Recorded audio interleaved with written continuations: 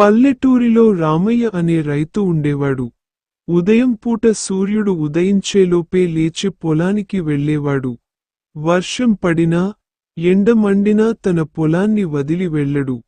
విత్తనాలు వేసి, ఎరువులు వేసి, నీళ్లు పోసి, కష్టపడి పంట పెంచేవాడు.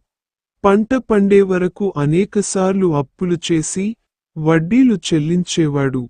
కాని పంట వచ్చేసరికి మధ్యవర్తులు తక్కువ ధర చెప్పి కొనేవారు. తన చెమట చిందించి పండించిన ధాన్యం విలువ రైతుకి దక్కేది చాలా తక్కువ. ఇంట్లో పిల్లల చదువు, కుటుంబ ఖర్చులు చూసుకుని మిగిలేది అప్పు తీర్చడానికి సరిపోకుండా ఉండేది. ఒకరోజు రామయ్య పొలంలో నిలబడి, తన కష్టానికి తగిన గుర్తింపు రావాలని ఆకాశం వైపు చూసి నిశ్శబ్దంగా ప్రార్థించాడు.